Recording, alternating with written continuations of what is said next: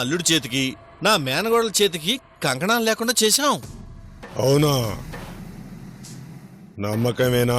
వంట చేసావా కోళ్ళంటే వాత చూడత్తా అందంట. అట్టా ఉంది నీ వ్యవహారం. ఆ కంకణాలంత సులువుగా తీస్తారంటే నమ్మబుద్ధి కావడం లేదు.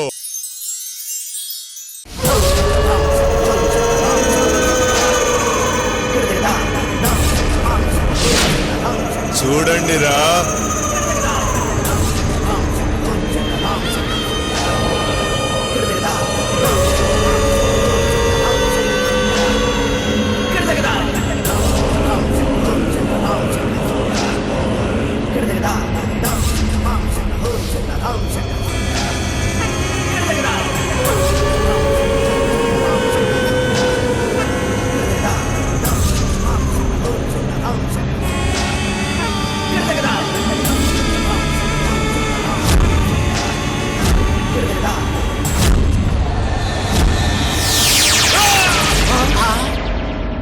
ఈడమ్మ గడుపు కాదా?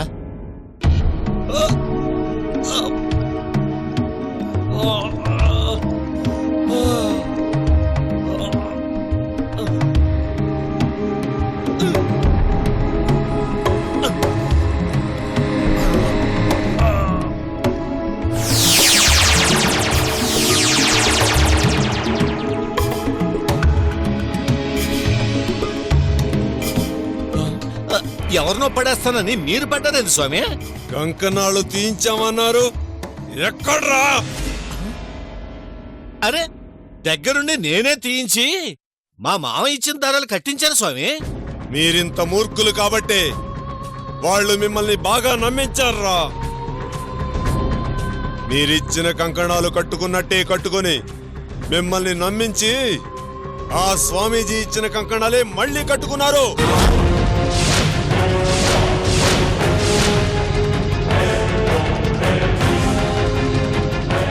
నీ మాటలు నమ్మి నేను దెబ్బతిన్నాను కదరా.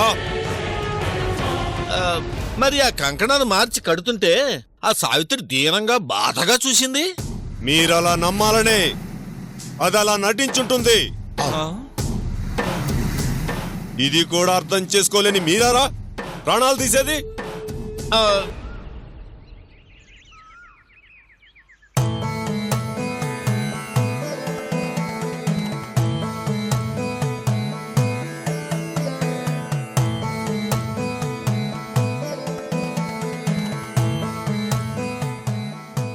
మీ పుణ్యమా అని గండం గడిచింది పూజారి గారు. అంతా దైవ నిర్ణయమమ్మా. ఆయన నిర్ణయం ప్రకారమే ఏ సమయంలో ఏది జరగాలో అదే జరుగుతుంది. తప్పనిసరి పరిస్థితిలో స్వామీజీ ఇచ్చిన కంకణాలు తీయాల్సొచ్చింది. ఏ ప్రమాదం జరుగుతుందో ఏంటోనని భయపడ్డాను. సమయానికి కొత్త కంకణాలిచ్చి మమ్మల్ని కాపాడారు. మంచికి దేవుడు తోడు ఎప్పుడూ ఉంటుందమ్మా. కష్టాల్లో ఏం చేయాలో దిక్కుతోచని పరిస్థితిలో ఆ రోజు మీ దగ్గరికొచ్చాను.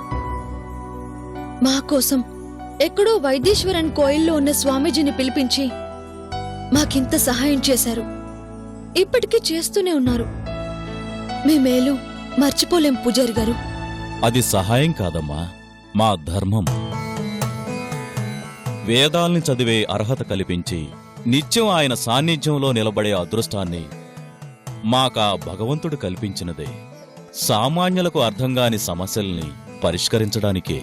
అందరూ అలా ఆలోచించాలి కదండి. ప్రాపంచిక సుఖాల మీద మనుషులకు వ్యామోహం పెరిగి దైవమంటే భయము భక్తి రెండూ తగ్గిపోతున్నాయమ్మా. మనుషుల జీవితాల్లోకి యంత్రాలు వచ్చాక ఆ యంత్రాల కింద మంత్రాలు మనుషులు నలిగిపోతున్నారమ్మా. ఆశయాలతో బతికే రోజులు పోయి ఆశతో బతికే రోజులొచ్చాక అన్నీ మారిపోయాయి పూజారి గారు. అందుకే మాలాంటి వాళ్ళకి ఈ కష్టాలు. మంచివాళ్లకు వచ్చే కష్టాలు సూర్యుడి వెలుక్కి అడ్డుపడే మబ్బుల్లాంటివమ్మా. అవి ఎక్కువ రోజులుండవు. మీ కష్టాలు త్వరలోనే తీరిపోతాయి. ఆ రోజులు త్వరగా రావాలని ఆశీర్వదించండి. మీకంతా మంచే జరుగుతుందమ్మా. వెళ్ళొస్తాను.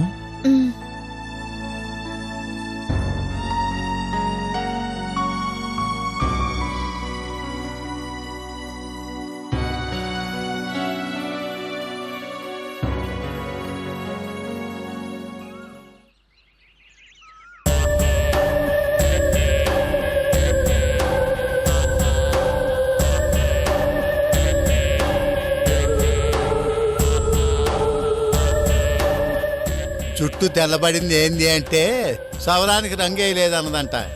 ఏం చేయాలో ఏమిటో అర్థం కాక మేం చేస్తుంటే నువ్వేంద్రయ్యా ఏం మాట్లాడవు?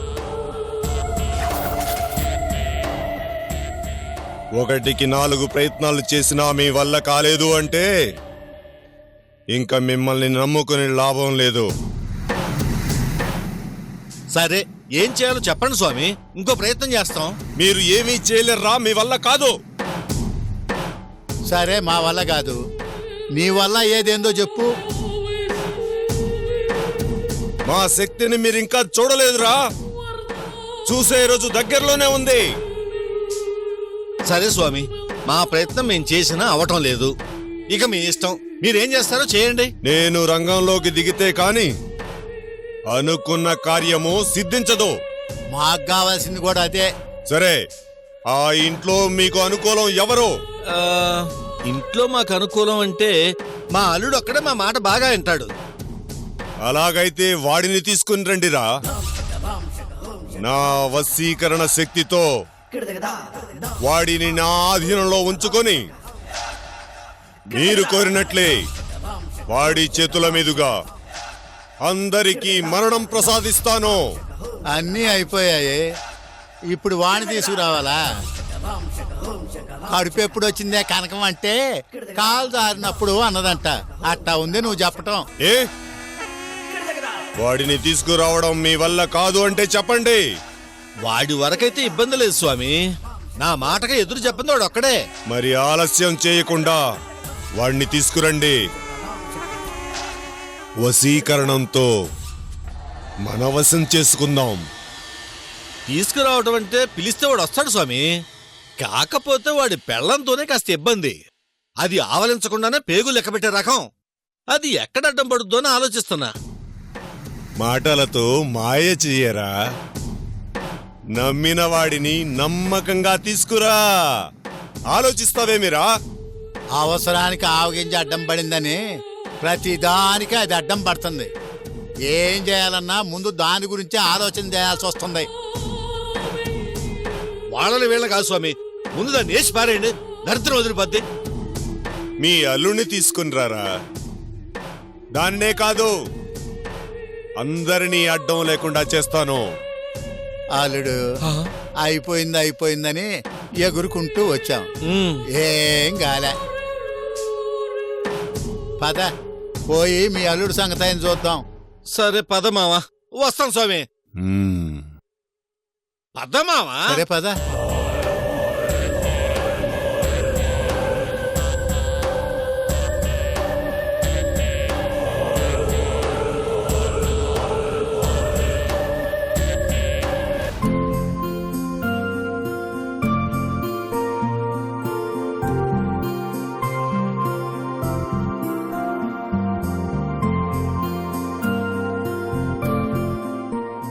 ఏంటి వదిన వార్తలు? ఏముంటాయి, రాజకీయాలు, రక్తపాతాలు.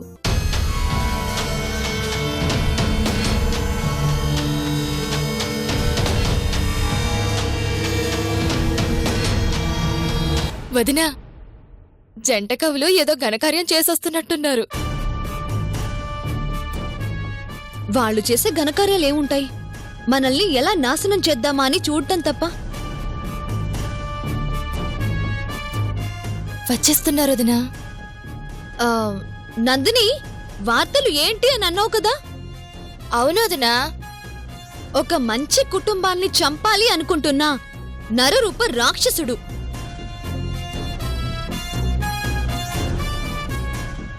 అల్లుడు, వాళ్ళు ఏదో మాట్లాడుకుంటున్నారు మన గురించి అనుకుంటా. విందా రామావా. ఎవరు వదినా అంత నీచుడు? ఎవడో దరిద్రుడు ఆస్తి కోసమని సొంత వాళ్ళనే చంపాలని చూశాడంట. కాస్త ఉప్పు కారం కలిపి జాడీలో పెడితే మామిడికాయ ఆవకాయ అయిందన్నట్టు ఆ వార్త ఏదో మన గురించి అనుకుంటా అల్లుడు. ఆయన సొంత వాళ్ళని చంపి ఆస్తి అనుభవించాలి అని చూస్తున్నాడంటే అలాంటి వాడు అసలు మనిషేనా? చిచి, వాడు మనిషి ఏంటొదినా, వాడో మృగం. ఒక నక్క ఒక విశ్వాసం లేని కుక్క. కాకులు గోలకి కర్ణాటక సంగీతం అని దాని మాటలకి దీని వత్తాసిందలుడు. వాళ్ళు మాట్లాడుకునేది పేపర్లో వార్త గురించి అంటావా మావా? నాకు అనుమానంగానే ఉంది అల్లుడు. నమ్మి సొంత మనిషిగా స్థానమిచ్చి కోట్ల ఆస్తిని అప్పగిస్తే ఆ ఆస్తికి కాపలా కుక్కలా ఉండాల్సిన వాడు ఆ విధంగా ఆస్తిని కాజేసి వాళ్ళ ప్రాణాలు తీయాలి అనుకున్నాడంటే అలాంటి వాణ్ణి ఏం చేయాలి? అలాంటి వాళ్ళని మామూలుగా వదలకూడదు వదినా. ఒళ్ళంతా ఘాట్లు పెట్టి ఉప్పు కారం అద్దాలి. ఆ, ఏది మామిడికాయకు పెట్టినట్ట? ఆహా. అంతేకాదు, సలసలా మరిగే నూనెలో వాళ్ళని వేసేయాలి. ఆ, ఏది వడలు వేసినట్టా? బా. అసలు నమ్మిన వాళ్ళని మోసం చేయడం ఏంటి వదినా? అలాంటి వాడని ముక్కలు ముక్కలుగా నరికేయాలి. అబ్బో అల్లుడు, ఇది గరుడు పురాణంలోని శిక్షలన్నీ మనకే వేయాలి అన్నట్టు మాట్లాడుతుంది. అది అనేది ఎవరినైనా వినే కొద్దీ మనం వీక్ అవుతున్నాం మావా. పద, పద. పద.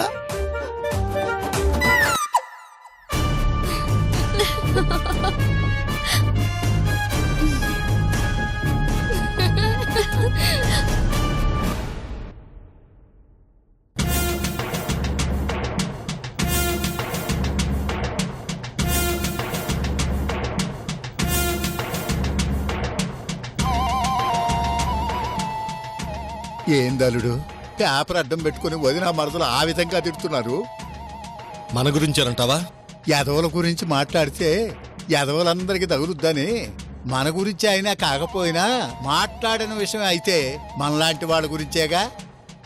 రాను రాను ఇంట్లో మనం లెక్క పెట్టేవాళ్ళు తగ్గిపోతున్నారనిపిస్తుంది మావా. అందులో అనుమానం లేదల్లుడు.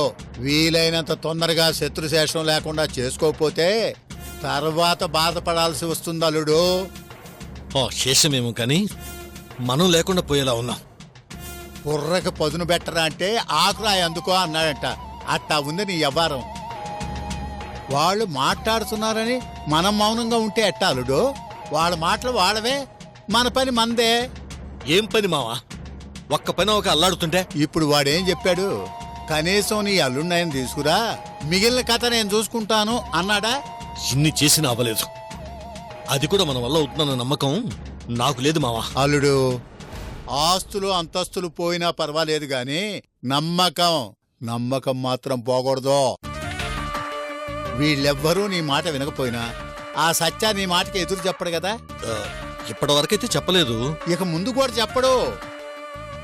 నీ స్టైల్లో వాళ్ళ నాన్న గొప్పతనం గురించి మాట్లాడి అలా అలా 4 మాయ మాటలు చెప్పి ఆ తంత్రాగాడి దగ్గరికి తీసుకెళ్ళాం అనుకో, మిగిలింది వాడు చూసుకుంటాడు. ఇక వాడు కూడా మన మాట వినలేదు అంటే మనం చేయగలిగింది ఏమీ ఉండదు మావా. సూడి బర్రె వచ్చి పాడి బర్రెని జడగొట్టిందని ఆ సావిత్రి మాటలు నీ మీద బాగా పనిచేస్తున్నట్టున్నాయి. అవి మాటలు కాదు మావా, నన్ను ఎలా చంపాలా అని వాళ్ళు కంటున్న కలలు. అల్లుడు, మన చావు గురించి భయమే లేదు. ఏమా పాపి చిరాయి అని మనకు ఆల్రెడీ ISI మార్కు వేసి పెట్టాడు ఆ దేవుడు. కాబట్టి చావు అనేది అంత త్వరగా మన దగ్గరికి రాదుగానే ముందు నీ అల్లుణ్ణి ఆ తంత్రగాడి దగ్గరికి తీసుకెళ్లే దారి చూడు. సరే మావా, ప్రయత్నిద్దాం. పర్సు కోసం చేయబెడితే ప్యాంటు ఊడిందని ప్రయత్నించటం కాదు, పని అయిపోవాలా అంతే.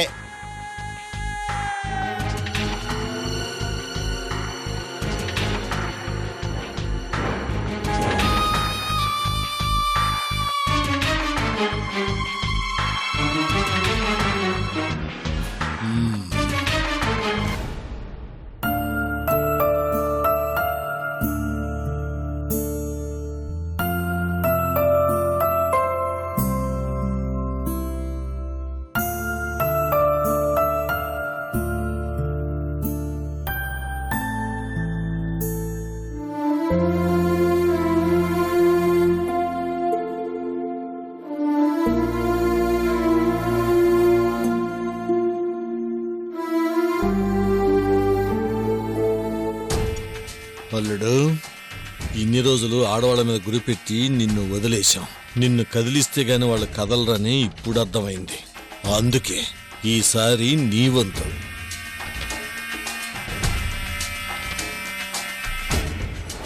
ఏందలుడు, దేని గురించో తీవ్రంగా ఆలోచిస్తున్నట్టున్నా? అదేం లేదు మావయ్య, పనే లేకుండా ఖాళీగా కూర్చుంటే బోర్ కొడుతోంది.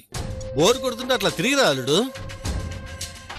మనలాంటోళ్ళకి బోరు కొట్టకూడదనే క్లబ్బులు, రేస్ కోర్సులు ఉండేది. నాకు అలవాట్లేదు కదా మావయ్య. అలవాటు చేసుకోవాలి అల్లుడు. మనలాంటోళ్ళకి అవి వ్యసనాలు కాదు, హోదా. పెద్దోడికి పేదోడికి తేడా కనిపించేది అక్కడే అల్లుడు. రోడ్డు పక్కన 3 ముక్కలాడితే వాళ్ళని తీసుకెళ్లి లోపలేస్తారు.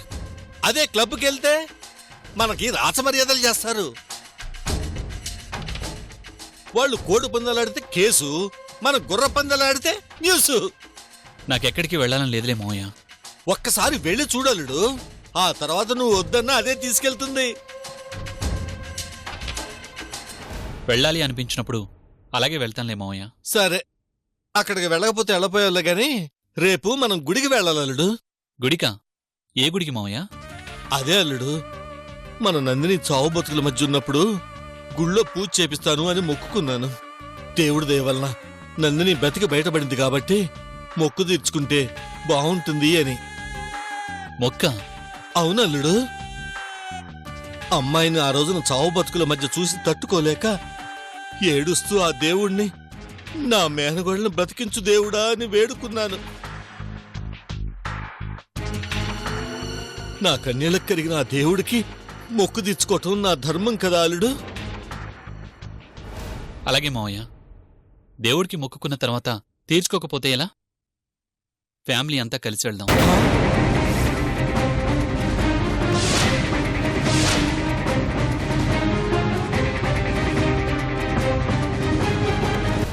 అందరం వెళ్తేనే బాగుంటుంది కదా. ఆ, అందరం అంటే అల్లుడు, మొక్కు తీర్చుకోవడానికి అందరం ఎందుకు? రానివ్వండి, వాళ్ళకి గుడికి రావాలని ఉంటుంది కదా. రానివచ్చు అల్లుడు, కాకపోతే చిన్న సమస్య ఉంది. గుడికి వెళ్ళడంలో సమస్య ఉంటుంది. నువ్వేదో నీ మంచితనం కొద్దీ అందరం వెళ్దాము అంటావు. అందరం అనగానే ఆ సావిత్రి కూడా బయలుదేరుతుంది. తను చూడగానే తను వస్తే నేను రాను అంటావు. అప్పుడు అందరం ఆగిపోవాల్సి వస్తుంది అల్లుడు. సుఖానికి గుడికి బయలుదేరి ఆగిపోతే ఏం బాగుంటుంది చెప్పు? ఎవరు రావాల్సిన అవసరం లేదు, మనమే వెళ్దాం. అల్లుడు, నేను నీ గురించి ఆలోచించి అందరూ వద్దు అన్నాను. మళ్ళీ నన్ను తప్పుగా అనుకోవద్దు అల్లుడు. ఏమనుకోను, మనిద్దరం వెళ్తే చాలే. ఎప్పుడు వెళ్దాం? తొలి పూజ టైంకే వెళ్ళాలి అల్లుడు. ఎవరు లేవకముందే వెళ్తే సరిపోతుంది. రేపు ఉదయాన్నే రెడీగా ఉండు, వెళ్దాం. అలాగే మావయ్య.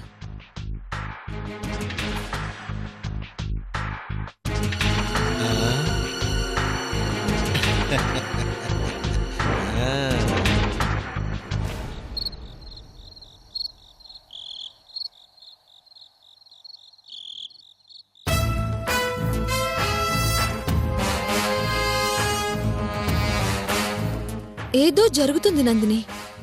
అది ఏంటి అనేది అర్థం కావడం లేదు. నాకు కూడా అదే అనిపిస్తుంది వదినా.